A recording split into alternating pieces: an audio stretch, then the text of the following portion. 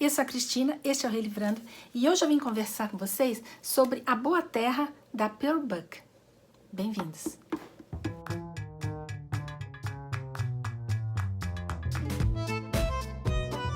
Existem livros que, quando lançados, viram best-sellers instantâneos. A gente conhece esse tipo de fenômeno, né?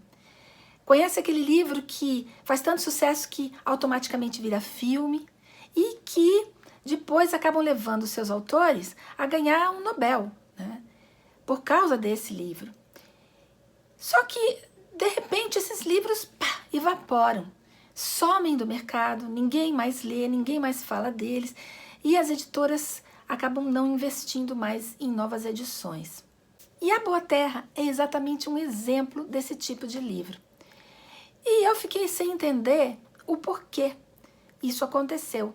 Porque depois que eu li, eu vi o quanto esse livro é bem escrito, o quanto essa história é bem construída. É uma história muito simples, mas é uma história bem construída. Os personagens são muito bons. Você consegue ter empatia com esses personagens logo no início do texto, né? Pelo menos com os protagonistas. Então, eu fiquei pensando por que esse tipo de livro, depois de virar um best-seller, entra no ostracismo. Antes que eu esqueça, eu queria dizer que essa aqui foi uma leitura em conjunto com a Leila Cardoso. Então, assim como eu estou fazendo um vídeo desse livro, ela também fez um vídeo, que eu vou deixar o link para vocês poderem acessar o canal dela, e depois que assistir o meu vídeo, vão lá e confiram o vídeo dela, porque é sempre muito interessante o ponto de vista dela. Geralmente a gente fala sobre coisas diferentes do mesmo livro. E assim são as leituras, né? Cada um lê um livro do seu jeito e tem opiniões diferentes sobre a mesma leitura e o mesmo livro. Vão lá conferir. Eu acho que para entender o que foi que aconteceu com esse livro, a gente pode falar um pouquinho da história da autora e do ano de publicação desse livro, do contexto em que esse livro foi publicado. Esse livro foi escrito pela Pearl Buck, que é uma escritora norte-americana, que nasceu em 1892 e que logo, muito pequena, foi para a China junto com seus pais, que eram missionários, e lá ela viveu aproximadamente 40 anos. Então ela foi educada na China, ainda que em colégios americanos, né, estudando em inglês. Ela foi educada na China, cresceu na China, e todos os livros dela, que são, gente, é uma obra extensa, são mais de 70 livros. Todos os livros dela falam sobre esse contraste entre a cultura oriental e a ocidental, basicamente a China, mas também alguns outros países, como a Índia e a Coreia. E essa autora aqui publicou esse livro em 1931 nos Estados Unidos. Esse livro aqui faz parte de uma trilogia. No Brasil, saiu como A Boa Terra. O segundo livro é Os Filhos de Wang Lang. E o terceiro é Casa Dividida. Esses outros dois, gente, vai ser difícil de vocês encontrarem, a não ser no sebo. Esse daqui vocês ainda encontram com mais facilidade. E esses 3 livros contam a saga da família Wang na China pré-comunista, né, pré-revolução.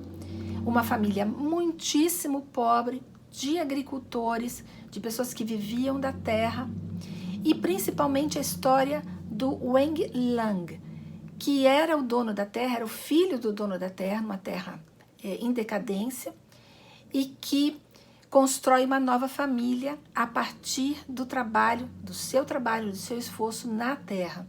E é exatamente esse personagem, o Wang Lang, que apesar de todo o sofrimento, da fome que eles passam, da miséria, das mortes, dos contratempos, de todas as tentações que ele sofre para sair daquela terra, ele permanece ali e ele sobrevive e ele progride. Esse livro foi lançado em 1931, no meio da Grande Depressão norte-americana, e quando ele foi lançado, as pessoas puderam se identificar com Wang Lang, porque ele era um trabalhador muito pobre, ele era um self-made man, quer dizer, ele ficou rico às custas do próprio trabalho e do próprio esforço. Então, a população norte-americana que estava naquela situação de pobreza, de empobrecimento e de dificuldades, e passando muitas necessidades, até fome em alguns lugares, passou a se identificar com esse personagem, não só pela própria dificuldade, mas também pela possibilidade de sair dessa dificuldade de uma maneira muito positiva e com o esforço do próprio trabalho. A gente tem que considerar também que esse livro foi lançado um pouco antes da Primeira Guerra, né? Esse e as continuações. E que ao escolher personagens do povo para escrever os seus livros e não personagens intelectuais, né? Ela escolheu camponeses, chineses. Ela pôde humanizar um pouco esse povo chinês, tão desconhecido para os americanos, né? Os americanos só conheciam os chineses nessa época por causa dos imigrantes que tinham vindo para cá para fazer trabalhos de segunda categoria, né? E ganhar um salário praticamente irrisório, né? Então, ela pôde dar para esse povo desconhecido, considerado exótico, né? Uma cultura exótica do outro lado do mundo, ela pôde dar, então, uma certa humanidade. Então, tudo isso, eu acredito que tenha culminado para ela ganhar o Pulitzer, pela Boa Terra, e também o Nobel, dizendo que ela estava ganhando o Nobel pelas épicas descrições ricas e verdadeiras da vida do camponês na China e também pela sua obra-prima autobiográfica. Então, veja, eu não posso falar dos outros livros, claro, eu posso falar desse aqui e dar o meu palpite. Então, eu acho, né, que esse livro, por tudo isso que eu acabei de falar, ele foi escrito e publicado na hora certa e no lugar certo. E isso faz com que ele deva ser lido. É um livro muito bom, gente. Como eu disse, é um livro muito bem escrito. O Wang Lang, que é o protagonista, é um personagem muito intrigante, né? E muito diferente do que a gente está acostumado a ler aqui no Ocidente. Ele é um chinês pré-revolução, agricultor, pobre, né? E que enriquece. E isso, na China daquela época, pelo menos, tem algumas implicações muito sérias e muito diferentes das quais a gente está acostumado a lidar. Em contraposição a toda essa popularidade, inclusive na China, esse livro fez muito sucesso na China. Ela era muito famosa na China. Só que durante a Revolução, nos anos 1940, os livros dela passaram a ser proibidos. Ela foi banida da China, justamente porque foi considerado que os livros dela faziam uma apologia ao imperialismo cultural norte-americano. E isso foi levado tão a sério que até 1972, que foi um ano antes dela morrer, ela era proibida de entrar na China.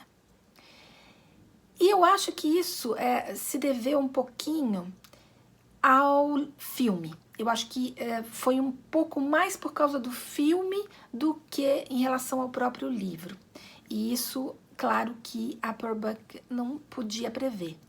Porque, apesar do livro dela ser muito bom e descrever uma situação muito real, o filme, gente, eu acho que é de 1937. É um filme bizarro, porque ele foi filmado, todos os protagonistas foram ocidentais. Eles eram ocidentais maquiados de chineses. É um filme preto e branco, claro que é de 1937, mas você vê claramente como aquilo é bizarro e mal feito, porque todos os protagonistas eram ocidentais, caracterizados de chineses. Então, ficou uma coisa assim muito grotesca e estereotipada. Ficou muito esquisito. Então, essa imagem que o filme passou foi muito negativa. Não é a imagem do livro, não é mesmo. Eu assisti o filme porque eu gosto, né, de ler e assistir o filme.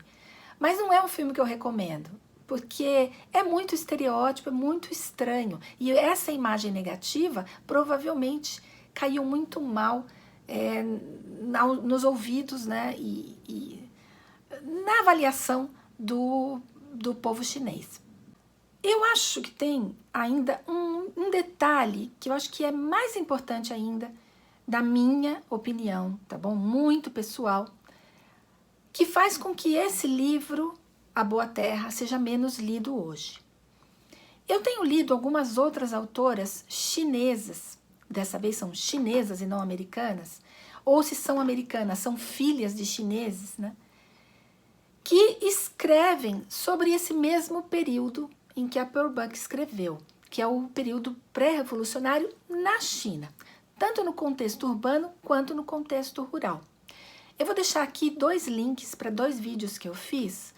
Um é para Flor da Neve e o Leque Secreto e o outro é Joy Luck Club, que eu não vou lembrar o nome em português, mas eu vou deixar tanto passando nos cards quanto no link aqui do próprio vídeo, para vocês poderem acessar esses dois vídeos aqui, que eu fiz para o canal, sobre esses 2 livros diferentes que falam sobre esse período e que tem uma diferença básica em relação a esse da Boa Terra. Quando ela descreve, né, todo esse período e todo esse meio ambiente, toda essa história da família Wang, a Pearl Buck, para mim, me soa muito superficial.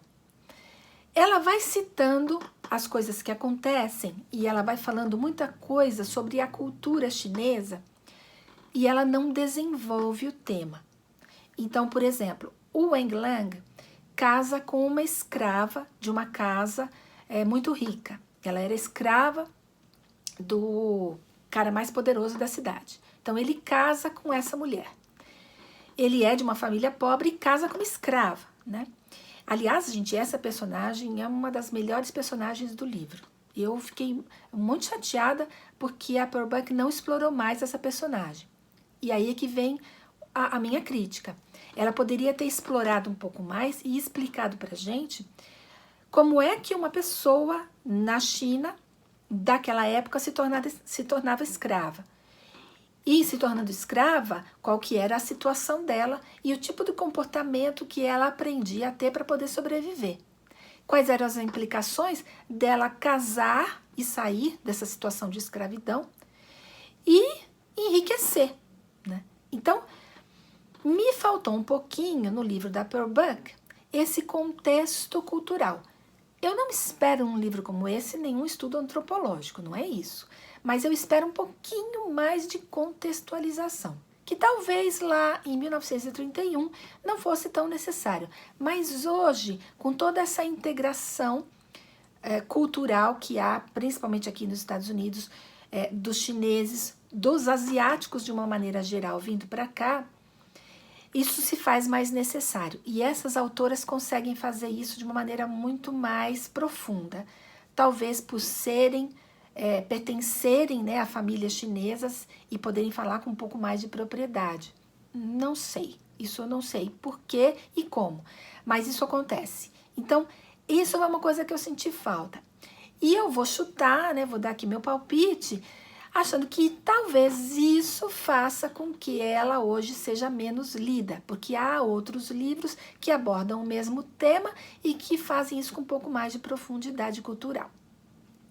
Mas, de novo, isso é a minha opinião muitíssimo pessoal, o que também não faz nenhuma diferença em relação à qualidade do livro. Ele tem que ser lido, é um livro bom, contextualizado ali em 1931, é um livro muito bom e que tem que ser lido. Ela ganhou o Nobel, então não é à toa, ela escreve muito bem. E é isso, eu espero que vocês se interessem por esse livro, né? Quem sabe dar uma agitada aí no mercado editorial e faça com que edite os outros 2, né? Quem sabe. E é isso, espero que vocês tenham gostado do vídeo. Se gostaram, deem o seu joinha.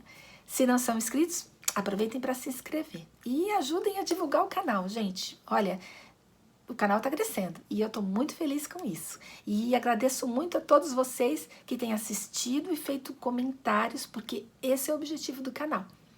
Fazer comentários a respeito dos livros com vocês, é essa interação, tá? Então, muito obrigada e boa semana para vocês.